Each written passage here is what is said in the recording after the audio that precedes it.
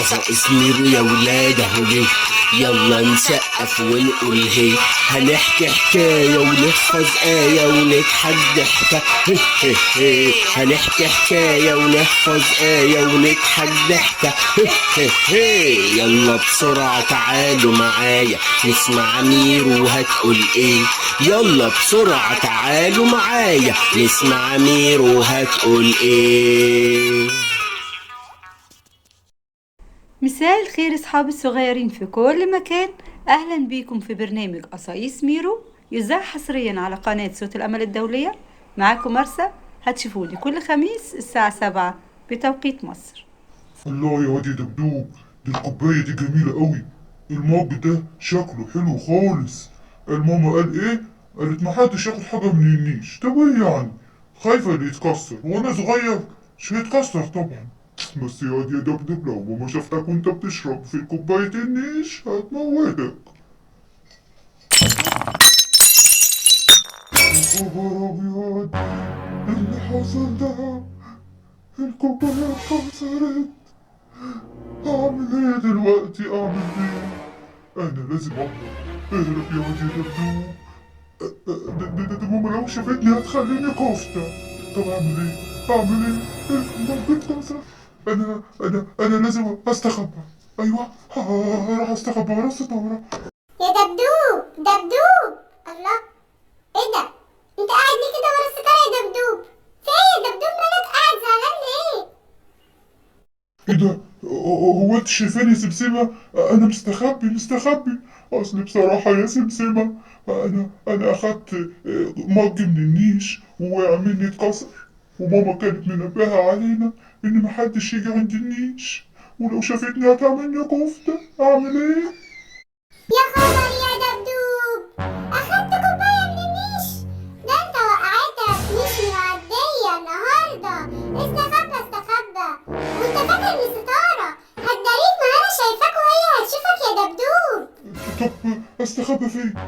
اروح فين؟ ايوه، انا هروح عند ميرو وانا اخبيني. هو مفيش حل غير كده علشان ماما تعملني كفتة. يا ريتني ما اخدت حاجة من النيش. يا ميرو فينك يا ميرو؟ لا، انا لازم استخبى عند ميرو. يلا يا ميرو. تعالى يا دبدوب، في ايه بتنادي من بعيد كده ليه؟ انا موجودة هنا، تعالى، مالك؟ الحقيني يا ميرو، انا عملت مصيبة كارثة. هيتعمل فيا كفتة يا ميرو. في ايه يا دبدوب؟ ليه كل ده؟ ايه اللي حصل؟ فهمني واحدة واحدة بس واهدى. انا اخدت مج من النيش من ورا ماما، وكنت فاكر ان انا هشرب فيه وخلاص هشيله في النيش من غير ما تشوفني، بس وقع اتكسر وهي عارفة مكانه. بتقول اخدت مج من النيش ووقع اتكسر؟ يا خبر ابيض! لا، انت مش عارف يا دبدوب ان النيش عند الزوجة او عند اي ام مصرية حاجة مقدسة، زي حاجات الفراعنة، زي الهرم، زي تمثال مهم. ممنوع حد يقرب منه لحسن تصيبه اللعنة. لا يا دبدوب، انت لازم تستخبى ولازم تهرب. لا يا دبدوب، انت حقك لازم تهرب. ده النيش يا دبدوب، حاجة كده من المقدسات عند الزوجة والأم. انت بتهزر، انت بتلعب في عداد عمرك كده. لازم تستخبى، لازم تهرب في حتة تستخبى. تستخبى فين؟ ايوه، تستخبى جوه فرن البوتاجاز. ولا اقول لك اهرب جوه البحر، ما عندكش بحر؟ في فكرة حلوة، املى البانيو مية واستخبى فيه، محدش هيشوفك. ده النيش يا دبدوب، ده النيش، دي ماما لو شافتك هتعملك كفتة. يا خبر يا ميرو، انت بتتكلمي جد؟ انا كنت مستخبي ورا الستارة وسمسمة شافتني. طب استخبى ازاي؟ واستخبى فين؟ كلامك مظبوط يا ميرو، ماما بتخاف قوي على النيش ولو شافتني هتعملني كفتة. اعمل ايه يا ميرو؟ ستارة ايه يا دبدوب؟ وبانيو ايه وفرن بوتاجاز ايه؟ انا كل ده بهزر معاك، اهدى بس وما تخافش. انا معاك ان النيش حاجة مهمة عند الام، بس مش للدرجة دي يعني انها تأذيك ولا تعملك كفتة. ما تخافش يا دبدوب، احنا هنجيب لها نفس المج ونروح نعتذر لها ونقول لها خد يا ماما المج ده بدل اللي اتكسر، وانا اسف مش هعمل كده تاني. خلاص يا دبدوب، بس تعرف يا عم دبدوب، الحدوتة بتاعتك وان انت استخبيت ورا الستارة وان انت عايز تهرب من ماما فكرتني بقصة جميلة قوي. قصة يونان النبي اللي حب يهرب من وجه الله وفاكر ان ممكن يستخبى من ربنا فطلع يجري يهرب للبحر. ومش بس كده، ده كمان بلعه حوت. حوت ويونان النبي وهرب من وجه ربنا؟ ايه ده؟ هو برضه كسر كوباية من النيش يا ميرو؟ طب ما تحكي لي عن يونان النبي ده وبلع الحوت، يا حرام اكلوا يا ميرو. طب انا عايز اسمع الحدوتة دي يا ميرو، ما تيجي تحكيها لي انا واصحابي. اكيد يا دبدوب هحكي لك الحدوتة بتاع يونان النبي انت واصحابك.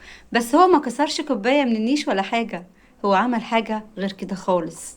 تعالى مع بعض نسمعها. بس قبل ما احكي لك يا دبدوب، تعالى انت وسمسمة رحب باصحابنا الصغيرين اللي بعتولنا صور النهاردة علشان يكونوا ضيوف حلقتنا النهاردة، ونقول لهم احنا مبسوطين قوي وانتوا موجودين معانا. وكمان نقول لاصحابنا اللي شايفيننا دلوقتي ابعتوا صوركم علشان تكونوا ضيوف الحلقة الجاية. يلا بينا يا دبدوب نرحب باصحابنا ونسمع حدوتة يونان الهارب. اكيد يا ميرو، انا متشوق قوي ان انا اسمع حدوتة يونان اللي اكل الحوت. ودلوقتي اصحابنا الصغيرين تعالوا نرحب باصحابنا اللي بعتولنا صورهم علشان يكونوا ضيوف حلقتنا النهارده. نرحب بالطفلة الجميلة جويس روماني والطفل الجميل جورج روماني من القاهرة. اهلا بيكم اصحاب الصغيرين، منورين حلقتنا. وانا كمان يا ميرو عايزه اشوف مين يونان اللي هرب ده واكل الحوت واستخبى زي الدبدوب ولا لا. ويلا بينا نرحب بصاحبتنا الصغنونه الجميله جونيور جوزيف من القاهره. وكمان بنوجه من قلب الحلقه بتاعتنا ومن برنامج قصائص ميرو شكر خاص جدا جدا للموزع كيرو لإهداء توزيعة جميلة بتاعة التتر، وكمان وعدنا يعمل لنا حاجات حلوة. شكرا ليك يا كيرو يا فنان.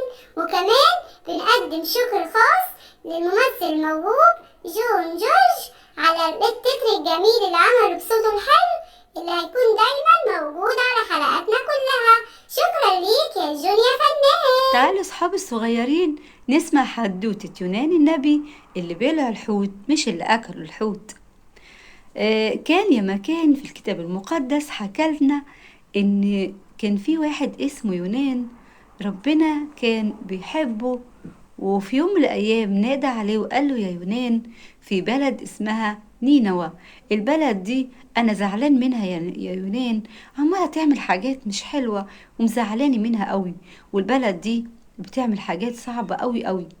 روح يا يونان وبشرهم ونادي عليهم وقول لهم توبوا عن الحاجات الوحشة اللي انتوا بتعملوها وربنا هيسامحكم. يونان اول ما سمع كلام ربنا وقال يا خبر ابيض، ربنا عايزني اروح عند البلد الشريرة دي اللي بتعمل حاجات وحشة عشان يمسكوني يموتوني؟ لا، انا لازم اعمل ايه؟ اهرب. وفعلا يا ولاد طلع يجري وهو حاطط في دماغه انه هيجري يهرب فين؟ البحر. وراح البحر يا ولاد لقي مركب كبيرة راحها بلد اسمها ترشيش.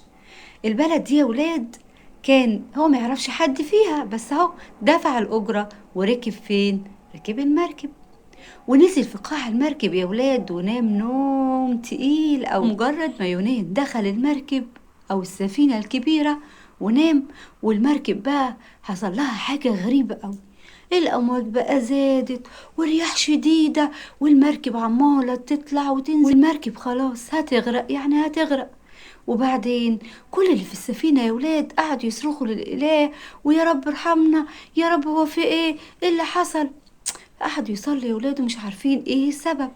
فراحوا نزلوا لقوا مين؟ يونان نايم. ما تقوم يا عم يونان، انت يا عم قوم صلي لله عشان ينقذك وينقذنا، انت نايم ومش حاسس ان المركب هتغرق. قام يونان وسكت كده، وبعدين قالوا احنا مش عارفين مين السبب في اللي حصل ده، ما المركب كانت ماشيه كويس. ايه حكايه الرياح وايه حكايه الامواج اللي غضبت علينا دي؟ راح يونان قال لهم انا السبب، انا هربان من ربنا، ارموني في البحر. حاولوا يا ولاد ان هم يرموا كل الحاجات اللي معاهم في السفينة علشان السفينة تخف شوية وما تغرقش بيهم، لكن برضو يا ولاد الرياح زادت والامواج زادت والمركبة هتتكسر نصين وهتغرق بيهم. فراحوا عملوا قرعة، قالوا طيب احنا هنعمل قرعة علشان نشوف مين السبب في غرقان السفينة، مين السبب في الموج والحاجات اللي حاصلة دي. وفعلا يا ولاد عملوا قرعة، وطلع مين؟ طلع يونان. فراح قالوا ربنا خلاص بقى احنا مش هنقدر ان احنا نخليه في المركب تاني، سامحنا يا رب، احنا مش في ايدينا حاجة، مش هينفع كلنا نهلك علشان واحد. سألوا يونان اللي في السفينة طب قول لنا نعمل ايه، احنا مش عارفين نعمل ايه، بس احنا كلنا هنغرق. قال لهم خدوني وارموني في البحر، لو ما عملتوش كده الموج مش هيهدى عليكم. فعلا مسكوا يونان وهيلا هيلا بيلا ورموه فين؟ رموه في البحر. واول ما رموه في البحر الدنيا هديت خالص، والامواج والرياح سكتت خالص. فالناس خافت كده واستغربوا وراحوا مجدوا ربنا وصلوا لربنا. طيب ويونان يا ولاد راح فين؟ نزل في المية؟ مات؟ لا ما ماتش، لان ربنا كان محضر له حوت طيب وحوت كبير وحوت عظيم. وقال للحوت افتح بقك بس اوعى تأذيه بأسنانك، ابلعه وخليك محافظ عليه. بلع يا ولاد الحوت يونان النبي، وقعد كام يوم في بطن الحوت؟ 3 أيام. يا ترى ال3 أيام ده كان بيعمل فيهم ايه؟ نايم؟ لا، اصل بطن الحوت مليانه ضلمه ومليانه حاجات غريبه خلت يونان حس قد ايه ان هو غلط، ان اللي ما سمعش كلام ربنا وهرب من ربنا. حد يهرب من ربنا يا يونان؟ ربنا عنده عيون يشوف الدنيا كلها وفي اي وقت وفي كل مكان وفي الضلمه وفي النور، ازاي انت ممكن تهرب منه؟ قعد ال3 أيام يا ولاد ولا بياكل ولا بيشرب، وقاعد بيصلي ويطلب من ربنا ويقول له في ضيقي صرخت فاستجبت لي. يا رب أنا في الضيق دلوقتي وبصلي لك، استجيب لي يا ربي واخرجني من الضيقة اللي أنا فيها دي. وقعد يا ولاد 3 أيام يصلي في بطن الحوت لغاية ما ربنا استجاب لي وأمر الحوت الطيب إن يرمي يونان النبي على الشط وما يأذوش. وفعلا يا ولاد اترمى يونان من بطن الحوت على الشط، ورجع ربنا ينادي تاني على يونان ويقول له يا يونان روح لنينوى العظيمة ونادي عليها علشان تتوب وقول لها ان انا زعلان منها خالص. راح يونان النبي وبشر نينوى وقال لهم ده ربنا زعلان منكم، توبوا بقى، بطلوا تعملوا حاجات وحشة. واول ما يونان نادى نينوى وقال لهم توبوا، كل اللي سمع كلام يونان بدأ يتوب عن الحاجات الوحشة اللي كان بيعملها، وبدأ يصلي وبدأ يصوم. حتى الملك كمان صام وخلع لبس الملك وبدأ يصوم ويتذلل ربنا ويقول له سامحنا يا رب ان احنا كنا بنعمل حاجات وحشة. فربنا فرح قوي يا ولاد بالبلد العظيمة لما تابت ورجعت عن الحاجات الوحشة وقبلهم وسامحهم. بس مين بقى اللي زعل قوي؟ يونان. قال اهو انا مش قلت لك يا ربي، انا عارف ان انا هاجي اقول لهم ان ربنا زعلان منكم وهيقتلكم وانت هتسامحهم، اصل انا عارف ان انت طيب قوي، طب انا اعمل ايه دلوقتي، انا متضايق. وساب يونان البلد وطلع قاعد بره البلد وهو قاعد يتفرج عليهم، ويا ترى هيعملوا ايه بعد ما تابوا. فعلا اتغيروا وكان متضايق قوي من ربنا. ربنا بقى يا ولاد حب يوصل له رسالة ان قلب الله مليان حب حتى للإنسان الخاطي. ربنا بيكره الخطية ولكن ما بيكرهش الخاطي. فايه اللي حصل يا ولاد؟ لما يونان قعد بره في الشمس وكان متضايق قوي، ربنا بعت له يقطينة. طلعت اليقطينة دي زي شجرة كبيرة تضلل عليه من الشمس والحر. وفعلا اول ما شاف اليقطينة دي فرح قوي قوي قوي، قال الله دي جميلة قوي ودارية عن الشمس وحلوة خالص. قعدت حاجة بسيطة وربنا بعت قمر دوتة صغنطوطة تاكل ايه؟ تاكل اليقطينة. وفعلا يا ولاد اكلت اليقطينة ورجعت الشمس ايه؟ تلسع مين؟ تلسع عم يونان. غضب خالص وزعل واتضايق، انت يا ربك ليه كده؟ اخدت اليقطينة مني اللي انا فرحت بيها قوي قوي قوي، انا كنت فرحان بيها، وبعدين اليقطينة دي كانت بتضلل عليا من الشمس والحر. فراح ربنا بصله كده قال له انت زعلان على اليقطينة اللي هي عمرها يوم واحد بس، وانت ما تعبتش ولا زرعت فيها ولا تعبت فيها خالص وزعلت عليها. طيب يا يونان، مش عايزني انا ازعل على شعبي اللي انا خلقته واللي انا بحبه؟ وده كان يا ولاد اكبر درس واهم درس وصله الله ليونان، ان الله بيحب الخاطي ويتأنى وبيصبر وبيستنى كل انسان علشان يرجع. مهما كانت شرورك، مهما كنت خاطي، مهما كنت وحش، ربنا فاتح أحضانه وفاتح قلبه لينا في كل وقت. ومهما عملنا أول ما بنصلي ربنا بيقبلنا ويسامحنا. مش بس بيسامحنا يا ولاد، ده بيرمي كل خطايانا في بحر النسيان، مش بيرجع يفتكرها تاني. الآية اللي هنتعلمها النهاردة يا ولاد آية جميلة قوي، بتقول: دعوت من ضيق الرب فاستجابني، صرخت من جوف الهاوية فسمعت صوتي. سفر يونان إصحاح 2 عدد 2.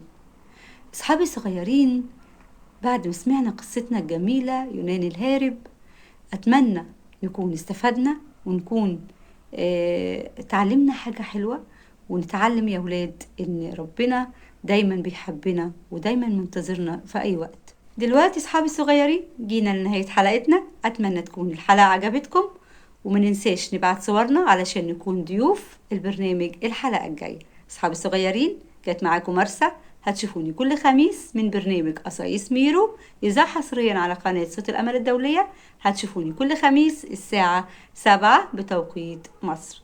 دلوقتي أصحابي الغاليين، أقدر أقول لكم كل سنة وأنتم طيبين، ودلوقتي أقول لكم باي باي باي باي أصحابي الصغيرين.